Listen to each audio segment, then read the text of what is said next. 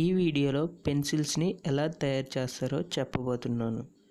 పూర్వం ఆదిమానవుల కాలంలో ఏదైనా రాయాలి అనుకుంటే పదునైన వస్తువులతో కొండల గుహలలో లేదా రాళ్ళ మీద రాసేవారు. తర్వాతి కాలంలో జంతువుల చర్మం మీద లేదా వస్త్రాల మీద రాసేవారు. ఇంకా తర్వాతి కాలంలో సిరా ఇంక్ని కనిపెట్టి పేపర్ మీద రాయడం మొదలుపెట్టారు. ఇదంతా 1550 సంవత్సరం ముందు వరకు. కానీ 1550వ సంవత్సరంలో ఇంగ్లాండ్లో మొట్టమొదటిసారిగా గ్రాఫైట్ నిల్వలను కనుగొన్నారు. ఇలా ఆ గ్రాఫైట్స్ని రాయడానికి కూడా వాడొచ్చని తెలుసుకుని సన్నని ముక్కలుగా కట్ చేసి రాయడానికి వాడేవారు. 1560వ సంవత్సరంలో ఒక ఇటాలియన్ కపుల్స్ ఈ గ్రాఫైట్ పుల్లకు చెక్కను జోడించి ఇప్పుడు మనం వాడే పెన్సిల్స్ ఆకారంలోకి మొదటగా మార్చారు. మరి మనం రోజు వాడే ఈ పెన్సిల్స్ని ఎలా తయారు చేస్తారో తెలియాలంటే ఈ వీడియో చివరి వరకు చూడండి. పెన్సిల్స్ తయారు చేయడానికి ముఖ్యంగా కావాల్సింది గ్రాఫైట్. 18వ సెంచరీ వరకు గ్రాఫైట్ని కట్ చేసి పెన్సిల్స్ తయారీలో వాడేవారు. కానీ తర్వాత గ్రాఫైట్ నిల్వలు బాగా తగ్గిపోవడంతో గ్రాఫైట్ బదులు గ్రాఫైట్ పౌడర్కి మట్టి, నీటిని జతచేసి తయారైన మిశ్రమాన్ని వాడుతున్నారు. ముందుగా ఒక పెద్ద మిక్సింగ్ మిషన్లో గ్రాఫైట్ పౌడర్ని, మట్టిని, నీటిని వేసి మిక్స్ చేస్తారు. ఇలా చేయడం వల్ల అవి మొత్తం బాగా కలిసి ఒక మిశ్రమంలా తయారవుతాయి. అలా తయారైన ఆ మిశ్రమాన్ని బిల్లెట్ మిషన్లోకి పంపిస్తారు. ఈ మిషన్ ఆ మిశ్రమాన్ని బిల్లెట్స్ అంటే పెన్సిల్స్ లోపల ఉండే సన్నని రాడ్స్లా తయారు చేస్తుంది. రంగు పెన్సిల్స్ తయారు చేయడానికి ఆ మిశ్రమానికి కలర్స్ యాడ్ చేస్తారు. ఇలా తయారు చేసిన బిల్లెట్స్ని 120 డిగ్రీల వేడి కలిగిన ఫర్నెన్స్ కొలిమిలోకి 20 నిమిషాల పాటు వేడి చేస్తారు.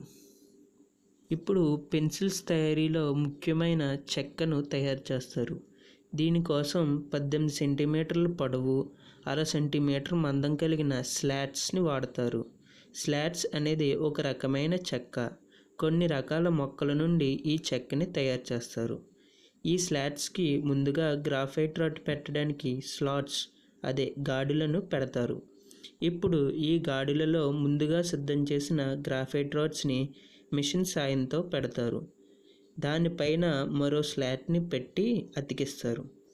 ఇలా ఒక స్లాట్లో 6 నుండి 8 పెన్సిల్స్ అనేవి ఉంటాయి.